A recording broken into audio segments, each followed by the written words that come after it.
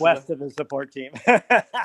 That's part of what Clubhouse is about, Joe. It's uncomfortable silence. Yeah, it does get, it's pretty interesting. People kind of sit with it and it kind of works. But it's kind of it's something that we're all kind of learning as we build the thing. So when I moved up to I grew up in Southern California. When I moved up to California, I didn't own a waterproof jacket. I didn't own a jacket. I didn't own anything waterproof. So it's all kind of what you're used to, you know? This is a oddly compelling app. Thank you. I'm really annoyed that I got lured into this bullshit. You know where that line is. Ask me where else I've heard that questions. line is. I know answers. The problem is I fucking talk too much publicly as it is. Oh my God, Brett Weinstein just joined. Oh yeah, bring him up. Where's Brett? I saw it. It showed up at the top of the app. There's too many fucking people in this room, man. I can't find anybody. That's your fault. That's not my fault. Okay, everybody clear out. Room's over. Clear out. So how do I find? If you tap the three dots and I just brought up Brett. Oh, perfect. Hey Joe, Hey, good to see you. Hey everybody. What's up, buddy? Jesus, we're all about to get canceled as the intellectual dark web. Listen, that cancel shit does not work if we all just stick together. Get Jordan Peterson up here. Where's JP? Yeah, we can all get together. He can only come on if his daughter comes on too. It's a package deal. Hold on. Is he on the app? I don't know. I'm gonna see if we can ping him. No, I'm kidding. He's busy. He's busy eating meat and salt and lecturing somebody. He's too intense. He doesn't have time for this bullshit. He is very serious. You know, I'm trying to get on the app actually. So I've been, hopefully not making any news, and maybe I need to talk to Paul about this. But I've been talking to Elon and the Kremlin because Elon and his I saw his tweet about that. Yes. Paul, I don't know if you know who I am, but I happen to be Russian, and I am very interested in talking separately on a podcast with Putin. Yeah, you got a hard-on for Putin, bro. We talked about it on the podcast. It's not a hard-on. It's a weird Russian thing. You like dictators. It's cool. I'm fascinated by dictators. I don't like them. There's a difference. There's a power fetish. I'm trying to marry one, Lex. If you want to introduce us, that'd be great. Thank you. So, Lex, are you trying to get Putin on the app? Is that what you're trying to do? Well, no. Elon wants to get Putin on the app, and Putin, I mean, I don't want to say too much, but the Kremlin doesn't know what the hell this app even is. And they're actually uncomfortable with the whole idea of even any kind of remote thing that they don't drive. So getting Putin on the Clubhouse app would be like I would have to be in Russia, and so I don't know. I don't know if I can make it happen, but I'm being pressured from all sides, and I'd love to make it happen because one of the compelling things about this app is you can have just these absurd magical moments where somebody like an Elon Musk and a Vladimir Putin with a translator can just be in the same room together and having a conversation. And then without any restrictions, Elon can be his usual crazy self and ask basically any kind of crazy question as he did of Vlad, the CEO. The other Vlad. Right? The other Vlad. He has a good track record with the Vlads. Are any of these people fake, or like are there any bots like there are on Instagram? Like my boyfriend doesn't think I'm hot, like that kind of stuff. Do they have those? It's, like, no, don't look in my stories. LOL. It is a real identity service. The phone number auth. So like, so yeah. The other thing is it's your voice, right? So it's kind of you can't even have a social media manager manage it, right? It's you, right? But the picture that you use doesn't have to really be you, and the phone number could just be some burner phone, and you could just decide your name is Natasha, and you have this like pouty lip face, and you want to talk about don't look at my stories. How do I delete something? Yeah, I don't think you'll find much of.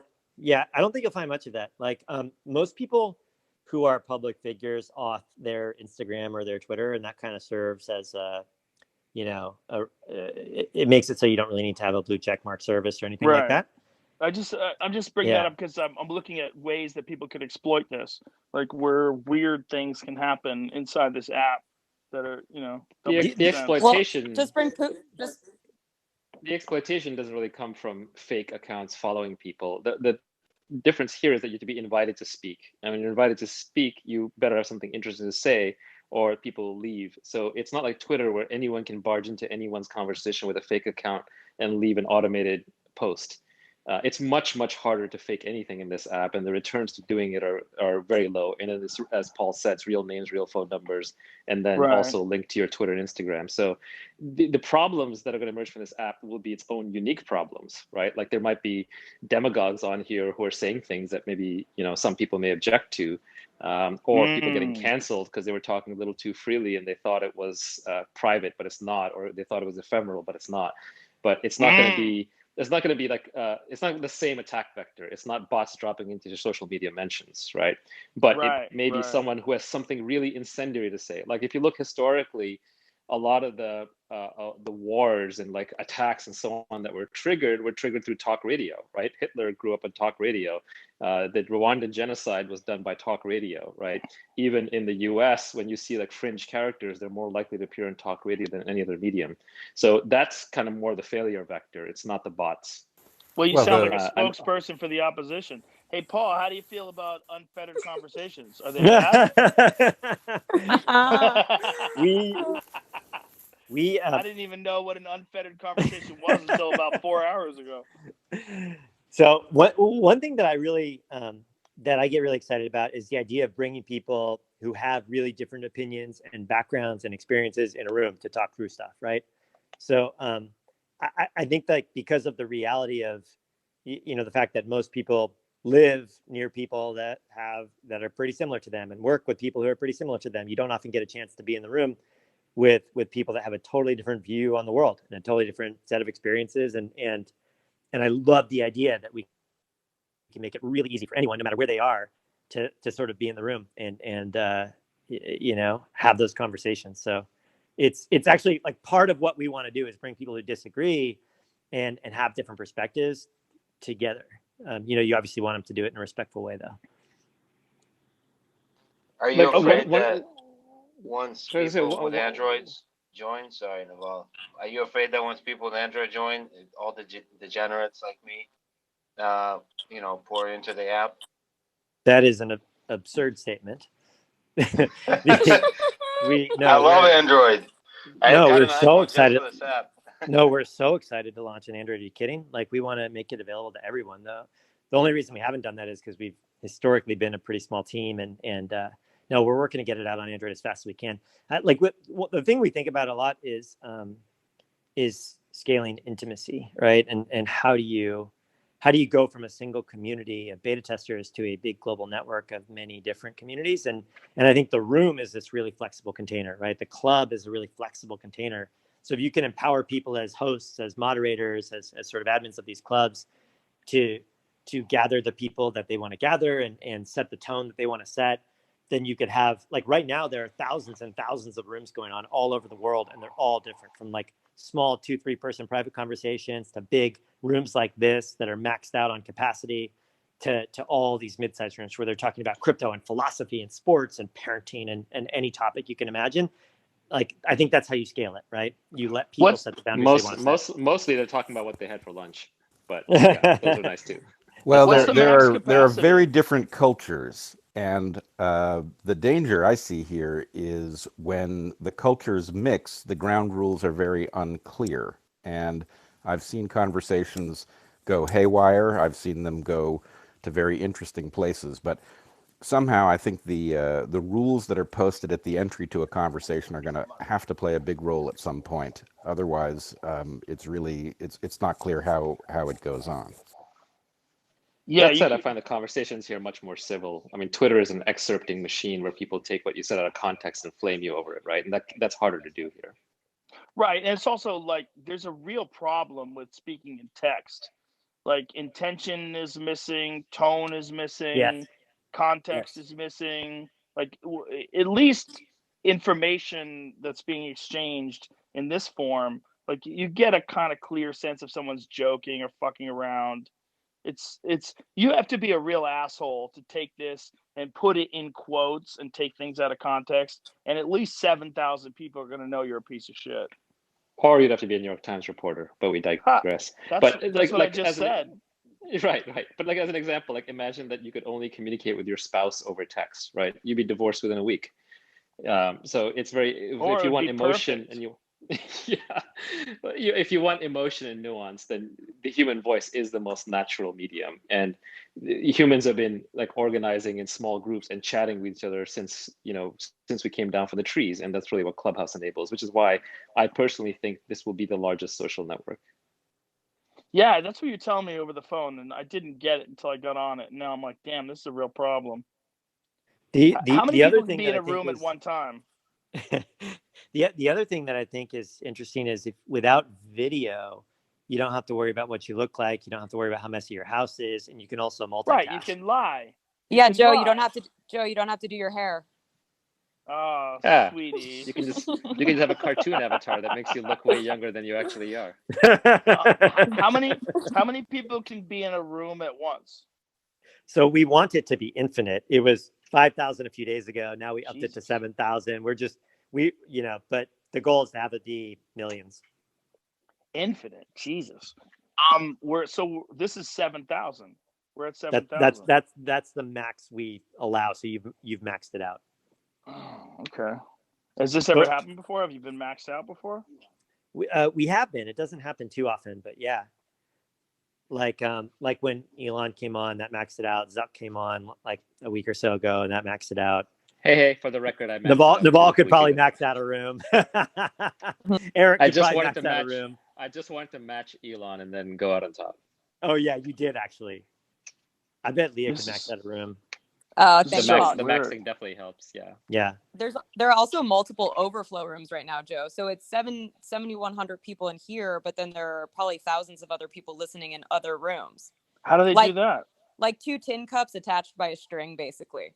So like someone is in the audience in this room and then plugging it into another device and just going from device to device, listening in another room, basically. What? Like a live broadcast. Yeah. Oh my God, this is madness. That's the demand. That's the demand for this thing. Jamie is showing me this now. Oh Jesus. Yeah, like here's a question, Joe. You got into podcasting right at the beginning, right? Now, did you get into podcasting because that was the ideal medium where you had pre-recorded conversations, or were you originally trying to stream? Because if I remember correctly, you were on Ustream before you were podcasting, correct? So you were actually trying to stream live, and that's what this is. This is streaming live done correctly. I don't know about that correctly. I disagree with that. You're here. So. The other I'm thing. I'm here because of Tim Dillon and because I'm drunk. I'm trying to help Joe succeed, and I feel like he can meet a lot of interesting people on this app and just grow his brand because he's had a real rough time the last year, and we're just trying to help him. The other thing that we want to do is we want the business to be based on direct monetization for creators. And so like subscriptions, tipping, one-off events, things like that. We want to build that in sooner rather than later so that people can just get paid directly for being here. You get paid? What? Yeah, we want to build in the ability for you to like set up a club and people can subscribe to it and only the members can be in your rooms, or for people to do like tipping or to do ticketed events, or some like brand sponsorships are happening organically, but we'd rather do that than build a business based on advertising. Some OnlyFans type shit, like people are gonna talk dirty. But Joe, Paul, excuse me if I'm speaking out of turn. No, never, of course. I have been able to monetize on the app, Joe, and Paul, I don't know if you know about this, but this has now become my full-time job.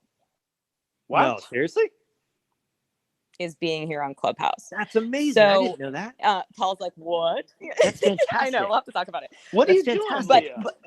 So, okay, Joe, remember I was just telling you about the stand-up shows? Yeah. Okay, so you know the brand Overheard LA, Overheard New York? Okay, if you look up their account, she just got paid to say that. Essentially a meme account. Did you just get paid to say that? They're cash apping me right now. She basically tricked you into Clubhouse, and then she dropped an ad right in the middle. Everybody go and block overheard. By the way, that's what I do on Taylor, please write that's about what I us. sometimes do on Twitter. When Twitter puts too many sponsored, ads in my feed, I just start blocking them because I just want to get them out of my feed. But I think it's having the opposite effect of what Twitter intended. So just be careful, Leah. That's all I'm saying. Oh well, I'm just trying to thank you, Naval. I appreciate it. I just wanted to tell Joe how we were able to monetize. So through the stand-up show that we were doing, they contacted us and saw the show that we were doing. And at the time, we were just having comedians put their Venmo, their Cash App, their PayPal in their bio so that strangers from around the world could tip them. So people made anywhere from like $100 fine to like $500, which is actually pretty good for doing 8 to 10 minutes of comedy from the comfort of your own bed. And then Overheard came in and started just paying the comics directly, which was awesome. And Joe, most people haven't really been able to tour right now. I mean, I just like a month ago featured for Russell Peters, but that's the first time I worked in almost a year.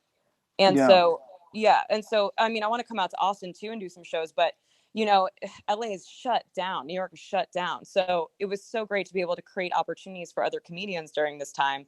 And now other brands want to sponsor the show. And now we're trying to do a Seder on Passover, and we're trying to secure a brand right now that would be so fun for a Passover Seder and just get a bunch of people together. But a lot of people are trying to come on and monetize, just like how you have, 3 or 4 sponsors come onto your podcast and monetize that way. It's the same thing on here. Interesting. So the possibilities are endless. Yes, Joe, yes. Joe, when are you going to have me on your podcast? Whoa, that's a little needy. Just kidding. That seems a little needy. It's more than needy. Bad move. Well, sorry, Joe. We've been friends forever. I'll pull back. Do me like that.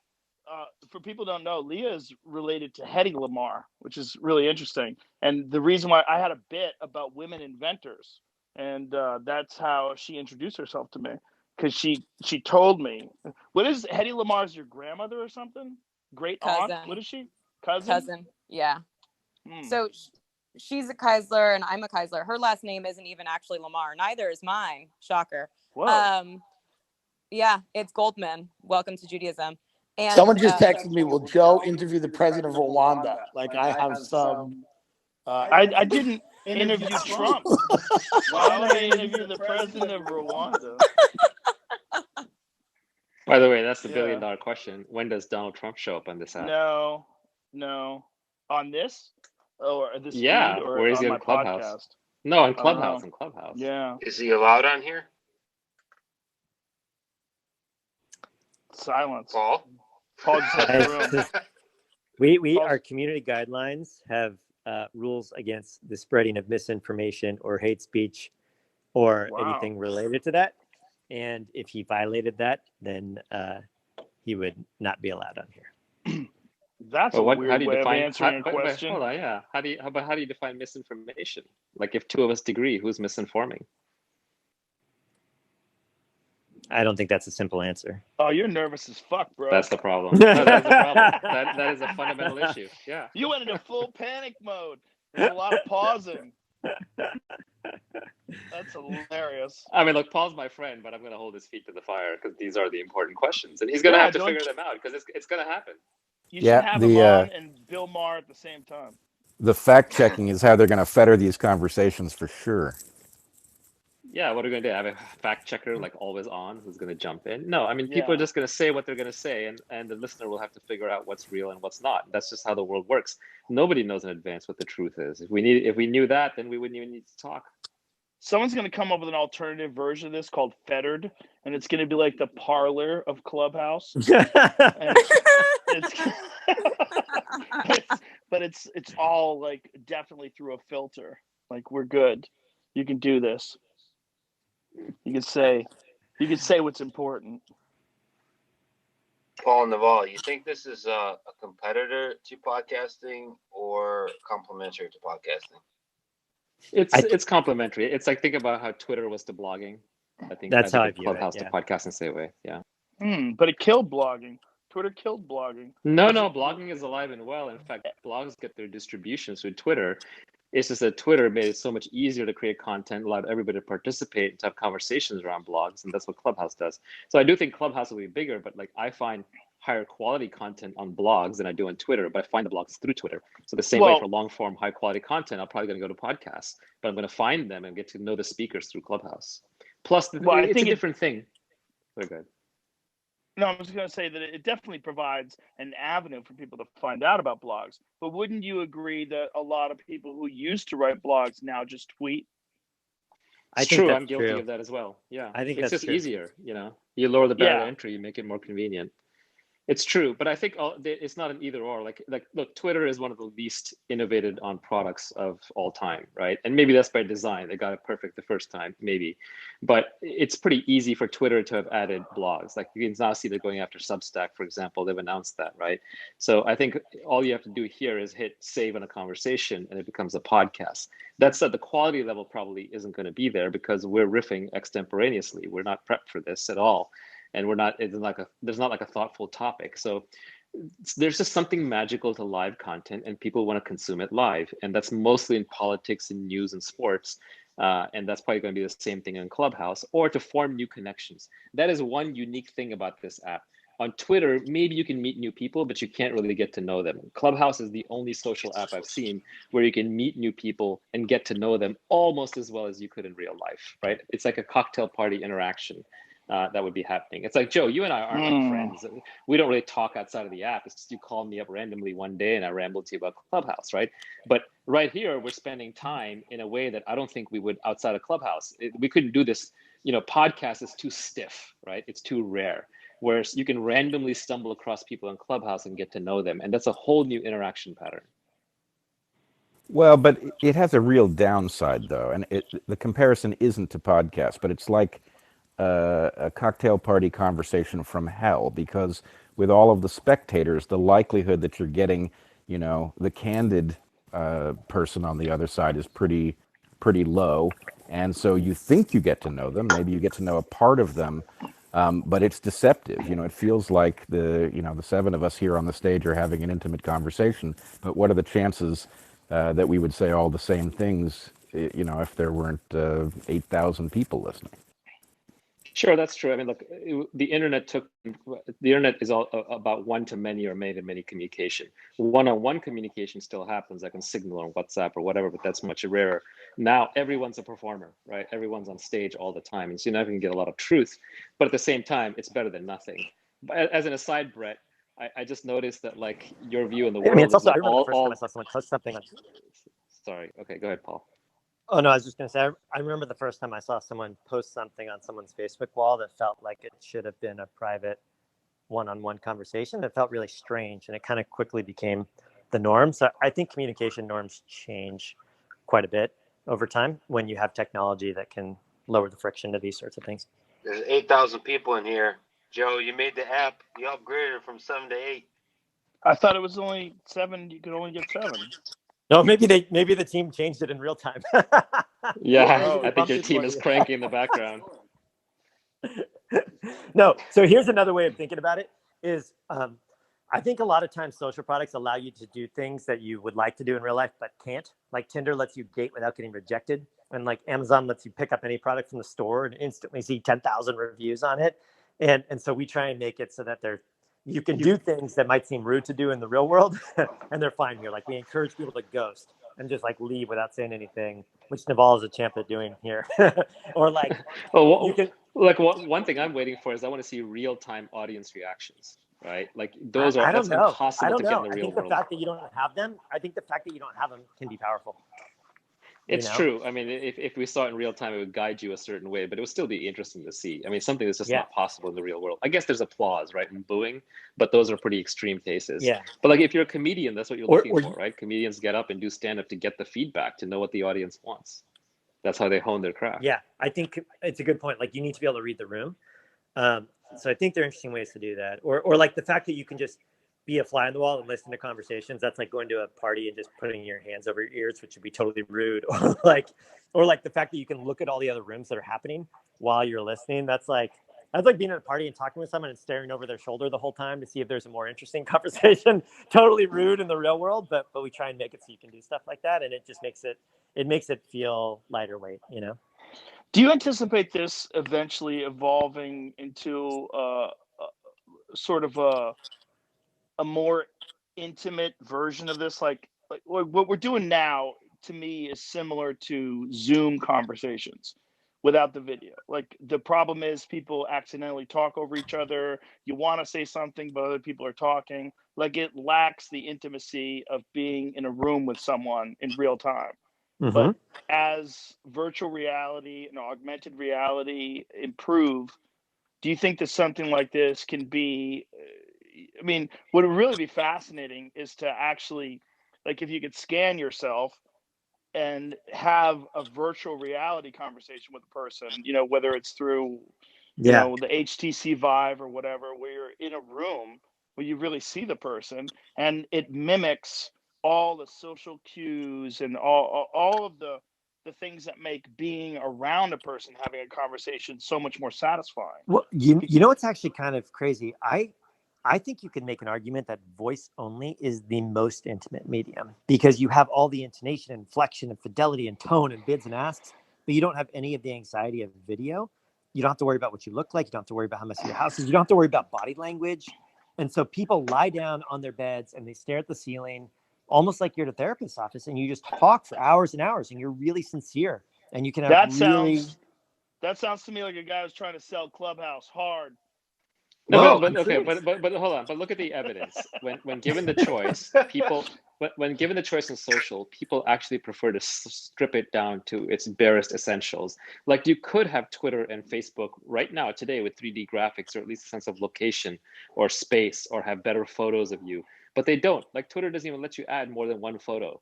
Twitter doesn't let you spatially position yourself. Twitter doesn't let you have like real-time conversations, right? Because people want to just bare minimum focus on social. They care about the socialization, not about all the other pieces. Yeah, but this is a conversation. That's not a valid parallel.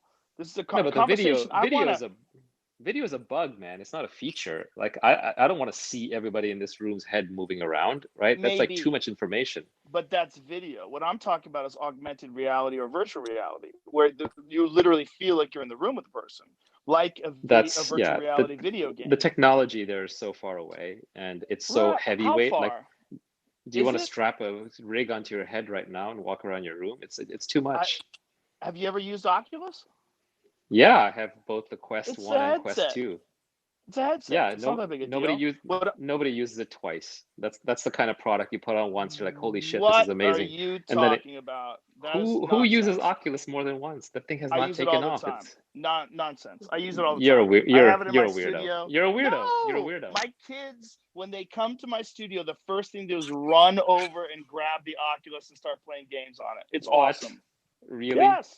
You're the first person I've heard that for. That's not true. I get no repeat value out of it. The thing gives me a headache. The games are repetitive and lame. Some people like jazz. Some people think it sucks. Listen, it hasn't taken off as a product. It had the numbers or the evidence. It hasn't taken off as a product. I'm not saying it won't. I'm a big believer in VR AR, but I think it's got a lot of problems. It's still quite a ways from prime time. Don't you remember when VR was something that was like really thought of as being the future? You remember that? You remember when people thought about VR? No, it still is. Someday. It still is. I think it still is. It's just a ways off. Right. But it's not quite there yet. But if you get into games, like what's the game where you have the wands and you whack at the cubes that are coming your way? You know what I'm talking about? There's like a few of these games that like actually provide you with a cardio workout. Like there's some amazing boxing games where it kind of feels like you're boxing some cartoon guy, and they're really fun, and you get a workout while you're doing them. There's games where you walk along a plank, suspended in between two buildings, and it's really kind of a freak out. You look below you, and it seems like, you know, kind of a cartoonish, pixelated version of what it would look like if you were on a balancing beam in between two buildings. Like they're interesting, and I think if we could get it down to you scan yourself and you're in a room with someone and you just meet a random stranger and have a conversation with them, and that's who they actually are, and you get to see their actual face, it would be more intimate than what we're doing right now. Not that I'm saying I'm not denying that. Yeah. No, Ready Player One, that vision when it comes to real life will be far more compelling. That's we're quite a long ways from it. Technology is not there yet. I think there are some cases. I think there are some cases where you want to emulate the real world, and there's some cases where you can do better than the real world. And I think it would be more intimate in some ways, but I also think it would introduce anxiety around like body language and other stuff like that. And you can't multitask. So you couldn't do it while you're driving, while you're running, while you're in bed at night, while you're doing other stuff. And so there are pros and cons to it. Yeah, I think I agree with Paul here in a sense that the sweet spot is we are having an intimate conversation, with, we're not projecting to an audience. We're talking in a regular tone of voice right into each other's ears, and that is intimate.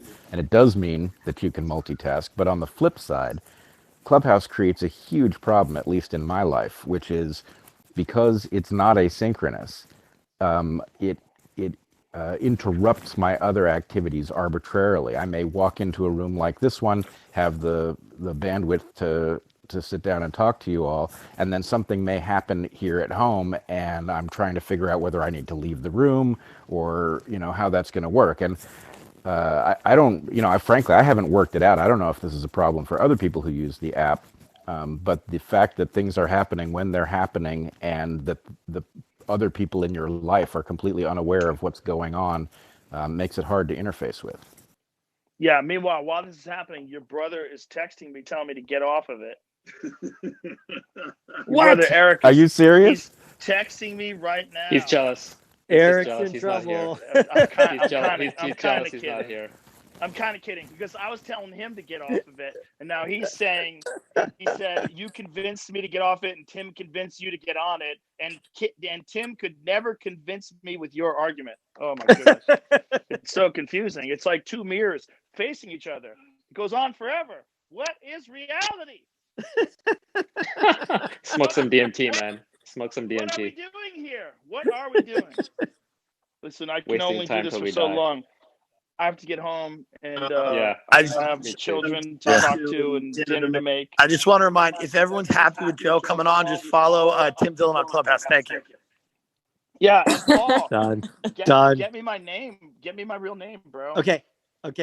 Yeah, I'll I already sent a note. Joe, we're holding out for Joe.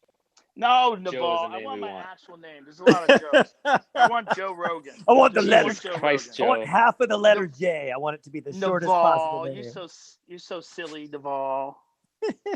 Capital J. He's just he's holding up for capital J. It was nice to be here. It was nice to talk to all of you. Naval, nice to talk to you. Thanks for the invite. Lex, I love you. Brett, I love you too. Love you too, brother. Paul, it was very nice to meet you through this application that you created. I love you too. Leah, I love you. Love you, Joe. And you guys are awesome. And love you, Joe. Get the fuck out of here. Great to see you here. Thanks, Joe. Thank you, Joe. See you soon, Joe. Love you. Take care. Bye-bye. Bye.